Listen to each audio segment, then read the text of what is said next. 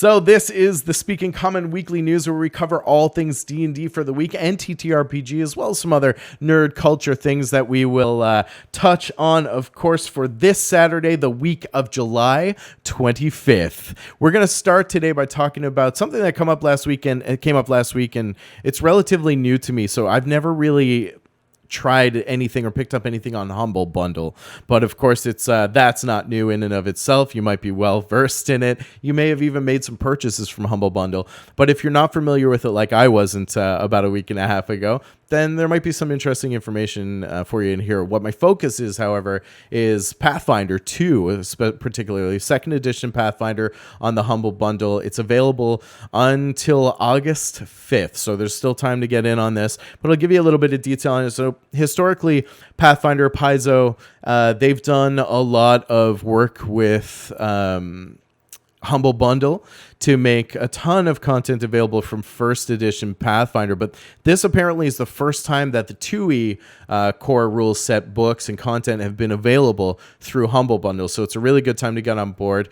It's offering a significant deal on all the Pathfinder 2 core materials, including, of course, the core player's handbook, the rulebook, the bestiary, a whole lot of novel content, reading, writing content, maps, dungeon guides, everything in between. So there's a total of 23 books and content pieces available through the Pathfinder 2 Humble Bundle this and next week.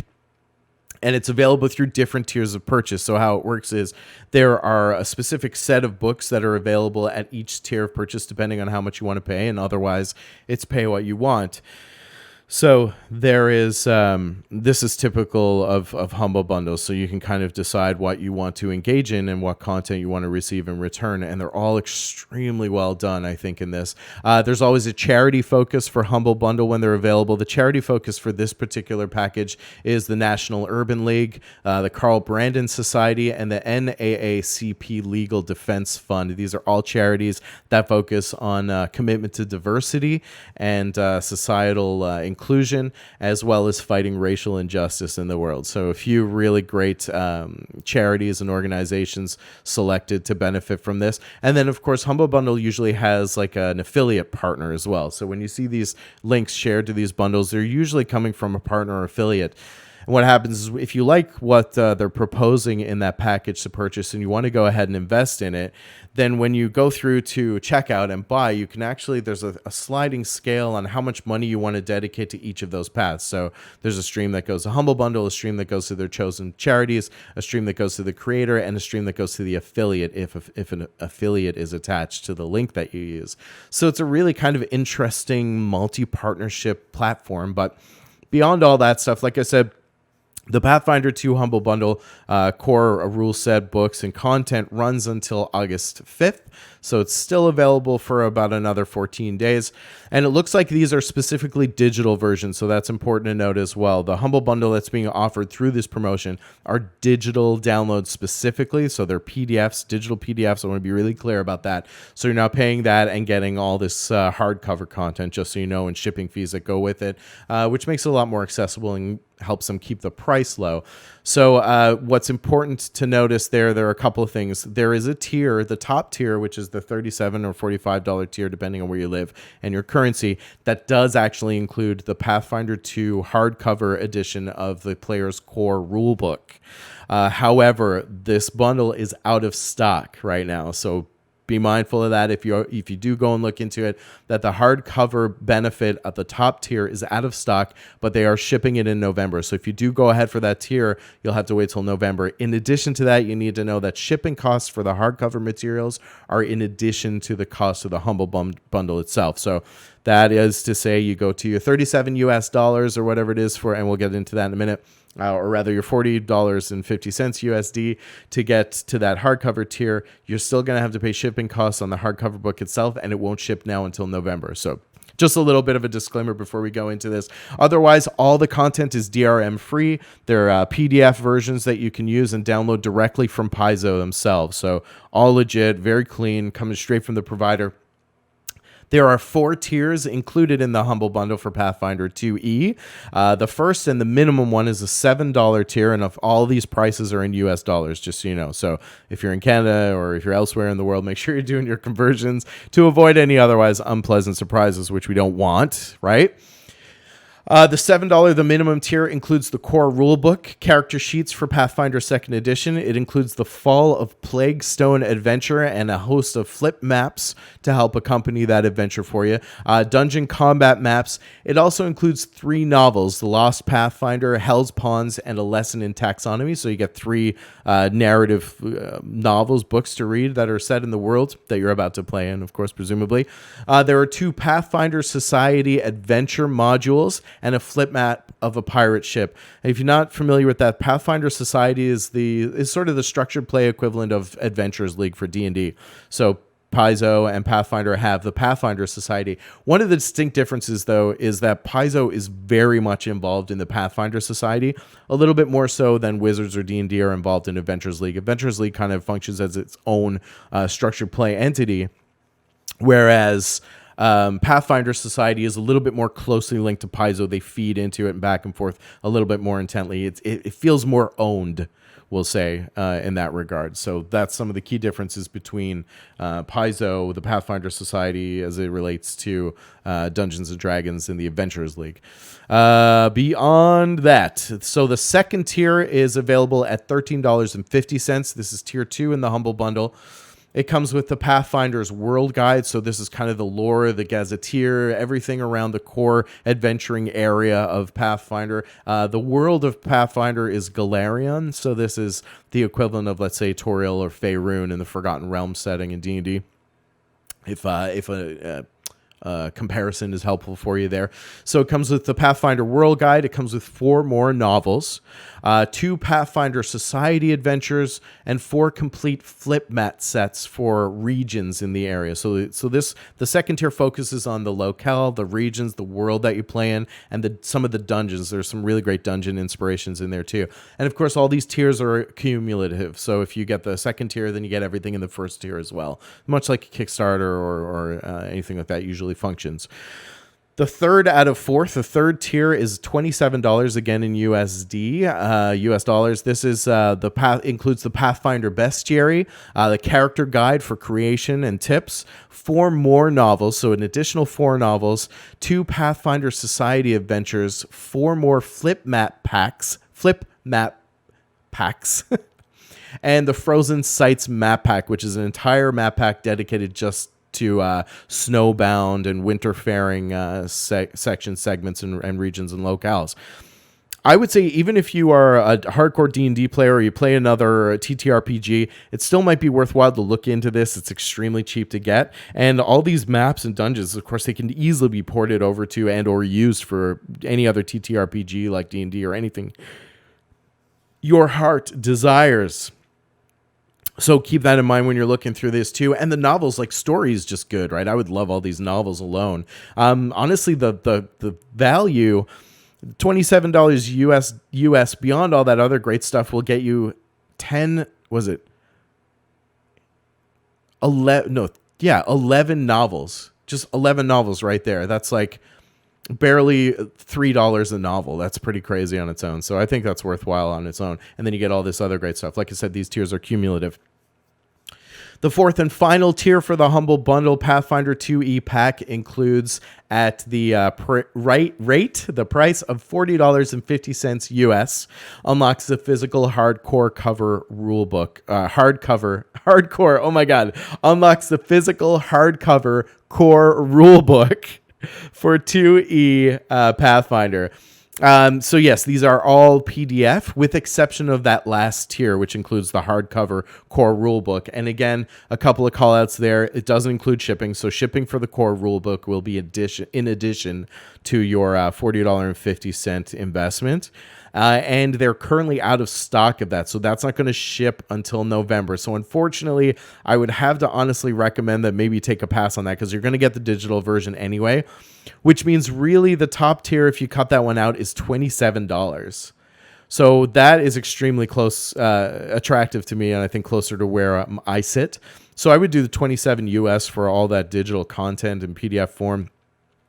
Then the only thing you're going to miss by not going to the $40 tier is the hardcover rulebook, which on its own would be a $13 upgrade. So it would be great. But like I said, they're out of stock, so they're not shipping them till November. And once you add shipping fees on top of that, it's probably going to be closer to like $20 or maybe even more. So at that point, it might be worth popping over to your FLGS, show them some love in these pre-COVID times. But beyond that, a little bit about Humble Bundle itself. Humble Bundle, wow.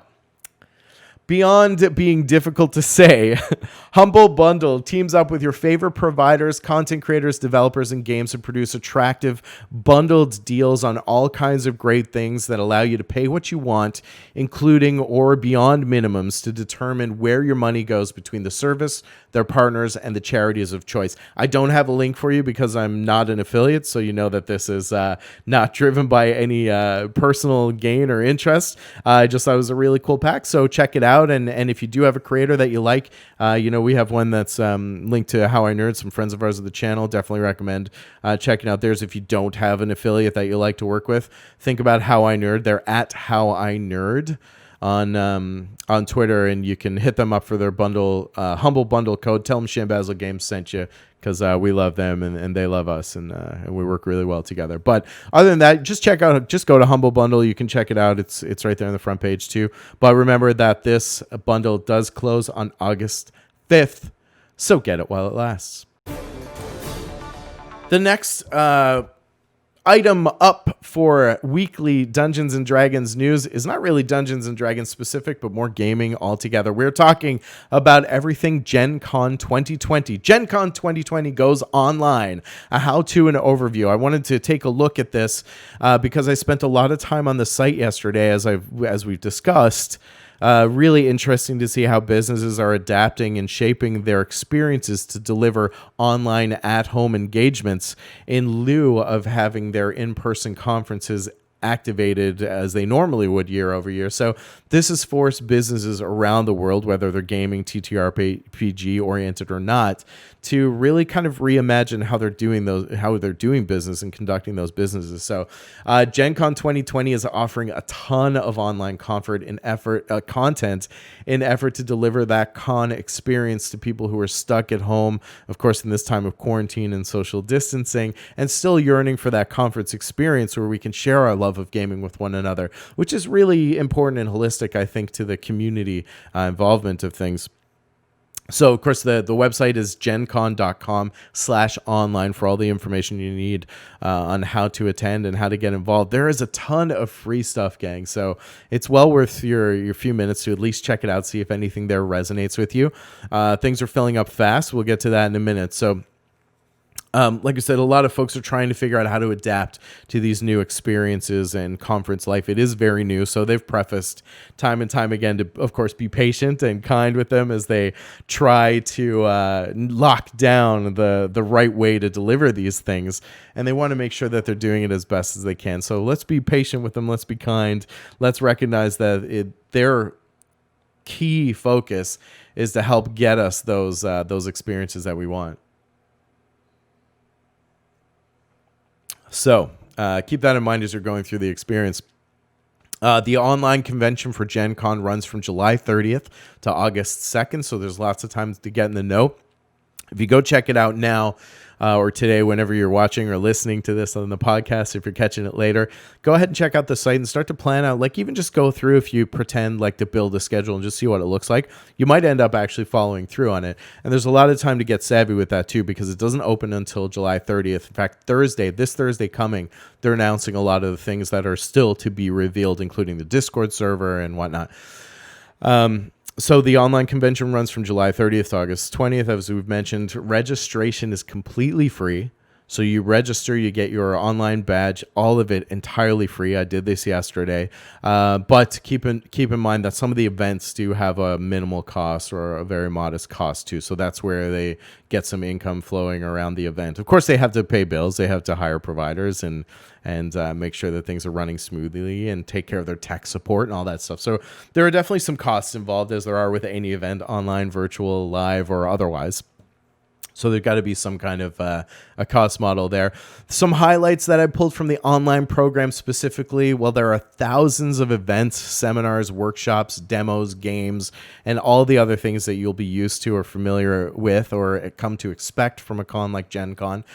They do have costume contests, cosplays, play tests of games, films, all that great stuff still happening, albeit in a live or a streaming format or even in a pre-recorded format.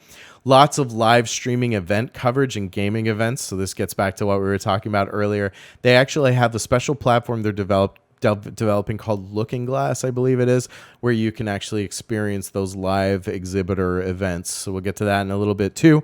Like I said, things are selling out fast though, so don't sit on it. If it is something that interests you at all, jump online as soon as you can, check it out and see if there's anything on the schedule that might resonate with you, anything that you want to participate in or experience, because those events are going to continue to fill up fast. And when I was looking through them yesterday, a lot of the table games like Intro to D&D, Pathfinder, even Call of Cthulhu, they're really starting to pick up and really starting to fill out quickly. So get in there if you want some of those kind of mainstream table play experiences.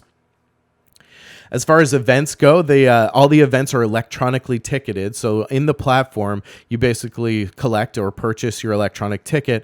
And when the event comes around, there's a button that just says Submit Ticket to Exhibitor. You click on that. That's exactly the digital equivalent of having your ticket punched, going into the hall, and getting prepared to experience that great content or exhibition or presentation, what have you.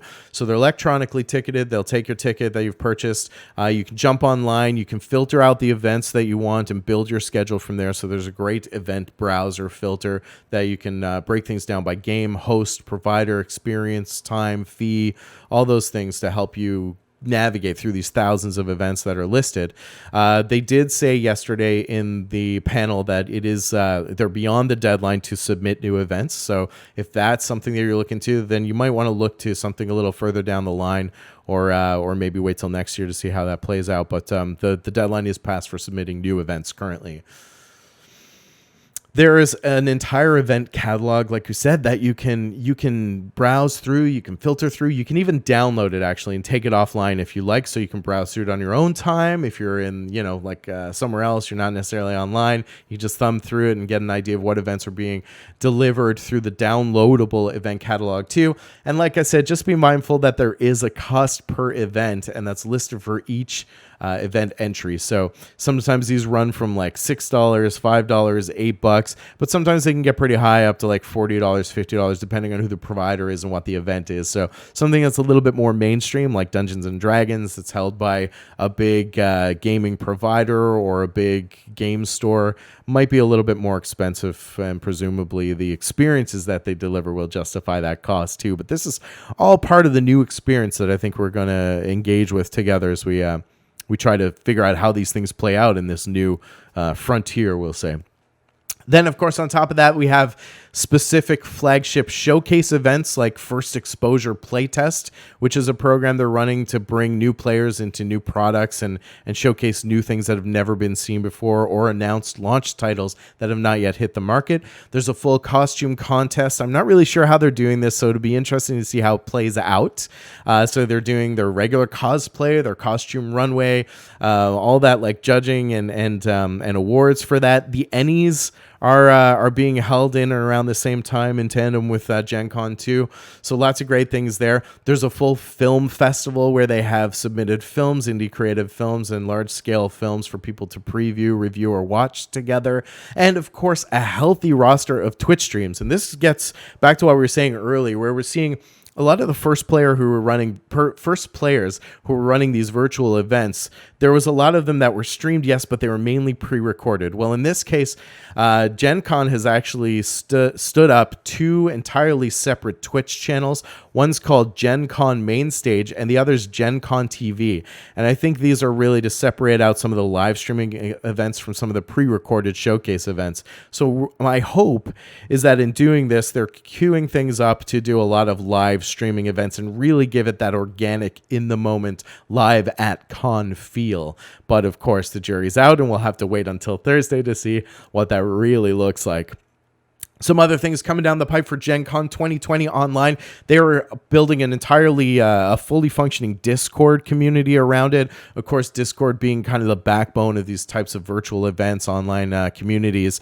Discord has proven to be pretty integral for a lot of online gaming communities for a long time.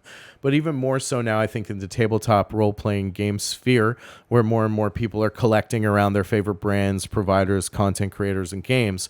So GenCon 2 is looking to launch that. They haven't announced the information yet, but they did confirm on the panel yesterday that they are announcing and launching their Discord on Monday. So keep an eye out for that. Jump into the Discord community when you see it go live, and that's where you're going to have your hub for all kinds of technical support, help and con support, sharing ideas, thoughts, and stories around con, and all things in between. So they're really looking to make Discord kind of the post or out of conference hub of their community. So that's going to be an important component in the overall plan. Looking Glass, I mentioned earlier, is a platform they're launching where you can actually experience and tune into these exhibitor showcases, which they say are live. So live is used a lot throughout the site. So I'm hoping we can take that literally to mean that they're going to be very aggressively turning into the live format entertainment for this. So Looking Glass is the exhibitor showcase that's going to light up on Thursday as well. There's a ton of hype around it. They're clearly very proud of it, and I'm excited to see what that means for viewers like us to experience live in the moment flagship and milestone events at convention like GenCon. So yeah, ultimately, what I really love about this is, it's not like the live, in-person, really core community feel that we've come to know and love from a convention experience, sharing the actual physical space with gamers just like us and people who love the same things we love. But what I really did like about it is it's a great way to get your head around the convention experience because it's new to me, right?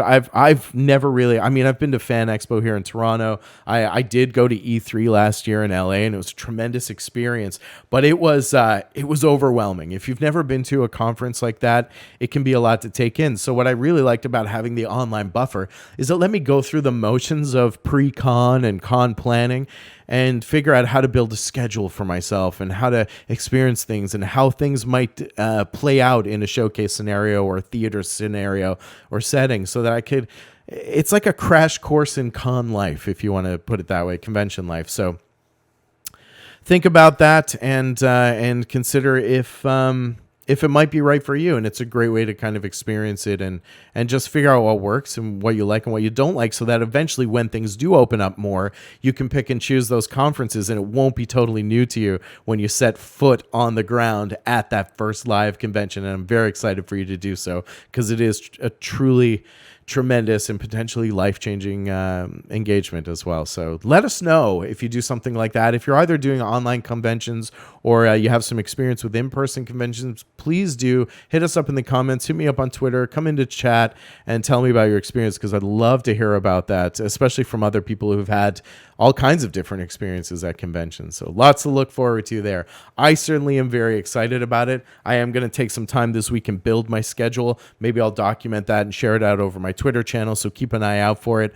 And I'm really excited about the prospect of this for other cons that I desperately want to attend, like PAX, GenCon, of course, being one of them. Comic-Con's one that I would always love to go to. There is FanX that's supposed to be coming up in September. It'd be interesting to see how we handle that north of the border too. And hopefully we can take cues from some of these bigger conferences south of the border to make sure that we don't lose those experiences in Canadian culture too, which is just as important to us as fans in the north as it is to our brethren and sisterhood in the south. So I'm excited to see how that plays out. Next up on the Speaking Common Weekly D&D news, we're talking about Mythic Odysseys of Theros. Of course, this is not necessarily new. Mythic Odysseys launched well before June and announced well before June. And then, of course, it was preceded by the digital release. This was in a period where everything was sort of in the thick of COVID-19 business, and how businesses, particularly publishing and content creation businesses, were trying to figure out how to best manifest their products and their rollout schedules in the wake of, trimmed down operations and work from home accommodation, things like that. So what Wizards had done in that moment was they had released the PDF or the digital version of Mythic Odysseys of Theros via D&D Beyond and their other virtual platforms like DM's Guild. in advance of the purported drop date for Mythic Odysseys of Theros, which was last week. So after the delays of the COVID-19 pandemic that affected the hardcover release, it finally did drop through Amazon and all of your favorite providers. It's also coming out through your friendly local games store with the typical flair now that seems to accompany every source book with a new a custom cover or an FLGS only cover that's available as well. So a good opportunity and reason to go support your local game store. Mythic Odysseys of Theros is more of a refresher, really, than a news piece. Of course, sees the clash of players and gods in the midst of the backdrop of Magic the Gathering setting. So this is the second source book to come out in the MTG universe. The first, of course, being the Guildmaster's Guide to Ravnica, which was extremely popular, not just with MTG players, but also with D&Ders who are familiar with both settings. The feedback that I've seen around MTG in this regard is that it was a really great compendium. It blew out a world that they were excited and experienced with. Me personally, I'm always cautious about the extent to which Wizards cross platforms in the interest of marketing different things. So it's no great secret that Magic the Gathering is absolutely the breadwinner in the Wizards of the Coast family. It generates millions upon millions upon millions over any other product, D&D included, even in this advent of posterity that we've never seen before in D&D for 5e. Magic the Gathering still trumps the whole crew by a lion's share. So it makes sense that they want to leverage MTG audiences to try and introduce them to D&D and vice versa. But I'm glad to hear that it seems like they've done a really good job of treating the campaign and the settings as they leverage them for D&D as a good and proper compendium for us to use as game masters and players. So that's the idea. No spoilers this time, indeed, as we go through this. Of course, this has been released, so I feel pretty good about this one. It's a very gods and monsters style play. So again, this is in the world of Atheros, which is a Magic the Gathering setting. Very gods and monsters that goes beyond late game play and into more god tier abilities, effects, and magic as you can relate them to your players. So it lets you kind of take life as a player beyond level cap and beyond, let's say, the end game of D&D.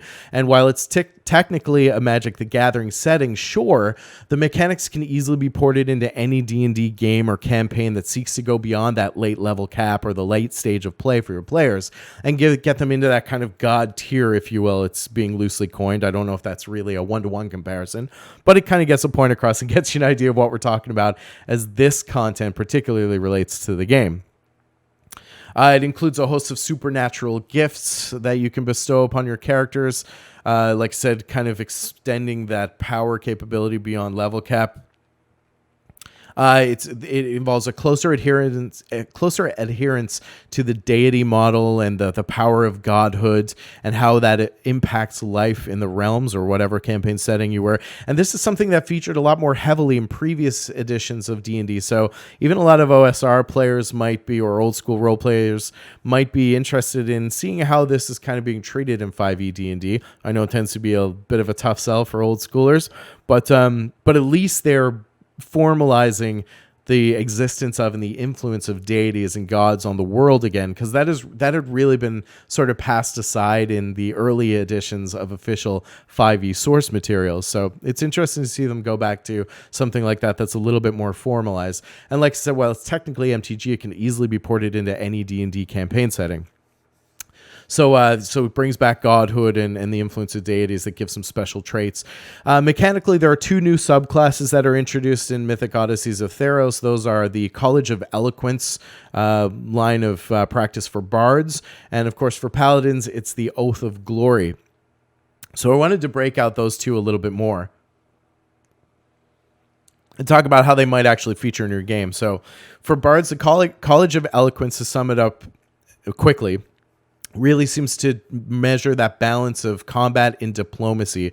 So it's very much RP-centric. A lot of the abilities and features and paths seem to center around interaction with other groups, players, NPCs, and the societal world at large in a sort of combat fashion. Does that make sense? So if we're keeping with like the Greek mythos theme, this might be like the chorus, right? The diplomacy, those players behind the scenes, the pulling of strings, the political interplay and nuance that exists. This is where the College of Eloquence bard really seems to fit in nicely.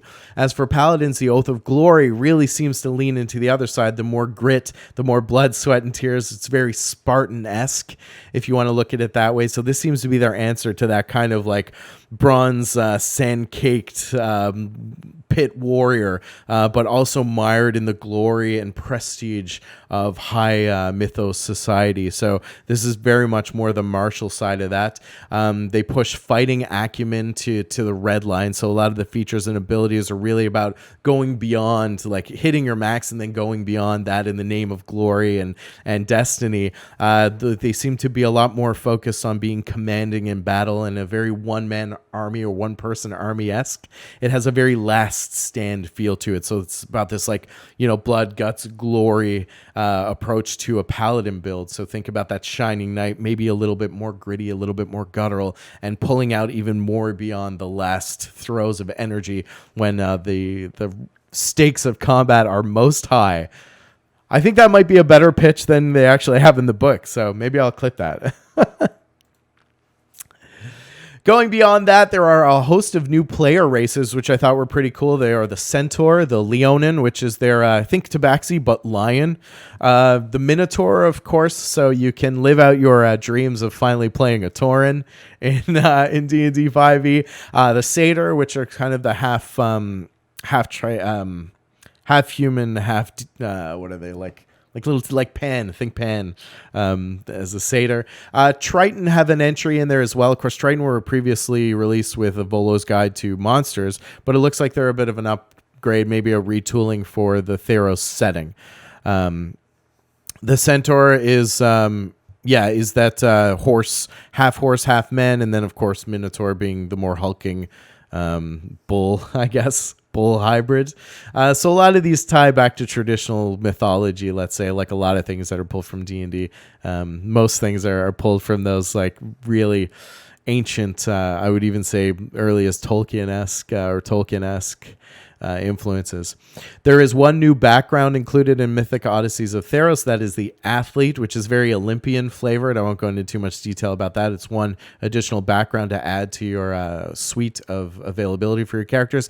And then, of course, there are a lot of mythic level monsters, legends, and magical items in the compendium as well to help flesh out those campaigns, either in any setting you're playing today, or if you were looking to produce a more Greek mythos inspired Theros based setting in the MTG world. They have a few signature god weapons, and really this is what magic weapons encompasses. So there are a few pages of signature god weapons that are extremely powerful. They're more along the lines of the artifact relic power suite that you might see in some of like the DMG, or the Dungeon Master's Guide. At the very least, I would say that it's an inspiring read. So my take on it as I was going through it was nice to kind of get my hands on it finally. It's an inspiring read. There's a lot of really good content in there from a lore perspective, from an interest perspective. So if you're looking at it to add to the top tier of your games, there are a lot of tools that'll help you kind of get in the mindset of that. I didn't find it entirely exhaustive. There wasn't a ton of those like end or late game play options. It was more about the deities, the godhood, their influence on the world. But there were a ton of really great usable content pieces in there as well. So I'd have to say my favorite introduction, I think my favorite inclusion in this are the new player races. I really liked a lot of those, and there was a handful of good tangible uses. And anything that blows out and adds to the suite of tools that are available to players is a win for me. So I enjoy that. It reads like a guide to the gods, like I said, so a big strength, I would say, in this compendium is how gods influence and interact with the world and how they can be brought back into the 5e environment. So it was great to see that, and of course those can be reskinned for any setting, so you don't have to use like the very Greek-esque names of them or how they apply to a pantheon and how that pantheon affects their believers. You can reskin it for anything if you want to bring that deity system a little bit more intrinsically into your games. And there's really nice art. The art looks really great. I love the art style of it. I think the book is beautiful. I think the work that's in it is beautiful as well. There's a lot of really great setting, lore, and location material enhancements in there too that blow out things that you can pull into your games as well. Mechanics for handling divine interventions beyond, the cleric ability of this, which I thought was really cool too. So there are a lot of usable mechanics for divine interventions, and not just theoretically how the gods impact the world around them, but also some tactical things that will help you flesh out what actual feel the impact and feel of those gods could be in your game. So again, the more inspirational, maybe a little bit more esoteric, but pretty good stuff all the same. There are great maps, temples, and dungeons included. So if there's any real kind of usable benefit out of it that I would draw, it's probably in that too. So I really liked all these maps and locations, the dungeons, the layouts, the encounters in there. There's a lot of really great stuff there in the second half of the book. And there's a trove of magic items and artifacts, like I mentioned, but it only amounts to a few pages. So that's probably the piece that I was most excited for, was to see like how these god tier weapons and all these magical effects might play out. But there are only about 3 pages of them, which amounts to maybe a dozen or so items. So I was hoping for a little bit more in that, but the ones that are in there are interesting to see either way. And then, of course, there were dozens of stat blocks for new creatures. So it's always nice to see new bestiary to flesh out the baddies that we can throw at our creatures. So I was happy to see that at least. The highlights for me in Mythic Odysseys of Theros is a book. If you're considering getting it, were definitely the new player races. I really like the additions they brought in there. The dungeons and encounters, the inspiration that exists there. So the region maps, the cultural lore, the things that I can actually literally pull out and throw into any game. I can slap this dungeon in. I can rework it to fit my needs. That was really valuable to me. The inspiration for gods and legacies beyond, just the great story arcs that we write and the worldly influences that play into those. I really thought it was cool to see some more overreaching godlike and deity-based influences. That was fun. And of course, the bestiary of monsters and the new additions to the monster stat blocks that we can actually use to infuse our game with new big bads was interesting to me too. And so that's a wrap on the Mythic Odysseys of Theros, the new hardcover that dropped to accompany the previously released digital. I liked it a lot. Let me know what you're thinking about it if you are going to pick it up, and if not, let me know why. I know it's not going to be for everybody, right? So I'd love to hear your feedback on it. Getting into the last throes of Speaking Common, I'll speed through these because they are kind of add-ons, a couple of little things that came up that I thought were worth mentioning. Dungeons & Dragons launched this week. The co-op board game Adventure Begins. And I kind of secretly hope that this might be a little bit more of a robust board game experience. But again, it really is geared at beginner players, entry-level players. And it's clearly intended to be a gateway for board gamers to introduce them to the Dungeons & Dragons world or environment as well. So it is a cooperative beginner board game that was launched this week. It's designed as a fun and fast way for new players to explore the world of D&D, quote unquote. So that pretty much sums it up there. They are looking, of course, this lends into that crossover marketing that we've seen from Wizards, which I'm okay with. I mean, it's a business. We wanted them to market and grow. And in my opinion, I always stand on the side of anything that brings new players into the sport is good for all of us. And it's not done in like a cheesy, kitschy kind of way. Like this is really loose and ill thought out and we just want to bring more buyers into the mix. I thought it was actually a pretty good product. It seems pretty cool. I look forward to trying it myself. I certainly wouldn't turn away from it. But it is effectively a great crossover marketing opportunity to bring new people into the sport too. Like I said, there's nothing really wrong with that as long as it's not done, half-assed or end up giving players a shitty experience, right? So it does bring into light some of the core components of D&D in the interest of lightly bringing people into the hobby, like character creation. Players choose from a monster to face down, so you actually collectively choose the big bad that you're going to fight in whatever version. So it has replayability there, but the players choose the big bad that they're going to go up against. And then once you go into it, then the game begins. So you can choose between either a beholder, a fire giant, a green dragon, or a kraken. It also has flavors of tile builder, dungeon crawler, so there's some familiar aspects to the game there. It comes with hero cards and tokens, uses a very simplified single D20 system, except for the DM component, which we'll get to in a minute, uses a D10 for the DM as well. Retails at $24.99 US USD and launches on October 1st if you're looking out for something like that. So between the price, the simplified and concentrated D&D experience, it's clearly intended for new players to enter the D&D sphere with a sampling of not only team but co-op play and adventure, and it's intended for 2 to 4 players co-op play. Very quick to set up and run, so it's a nice quick hit of D&D if you're looking for something like that too. The DM function in the game actually rotates between players, and there's an organic kind of card draw and roll system that defines what happens in the game, so it kind of gives people a sampling of, there's an omniscient being who kind of mediates the rules there, or the things that happen to your players if we're looking to get people into D&D. And there are definitely other flavors of the core D&D experience, like cooperative play, descriptive narrative ability. There are card draws that actually require you to describe how you're doing something, which I thought was a really nice kind of nod to that style of play, which I like a lot. And the use of the role of a DM, so everybody kind of gets to play this version of the DM, which I think is almost like a down payment on more DMs entering the fold, right? Which is good for a lot of us, because I would like to play once in a while if I ever get that opportunity. They released the instructional video to accompany the game, so if you're looking for more information, that's a great place to start. I think it's like a 9 or 10 minute video on how gameplay flows or whatever rolls out, and it just might prime a new wave of players to come into the hobby and support the game that we know and love. So I'd be interested to see how it goes on October 1st and what people think of it when it launches.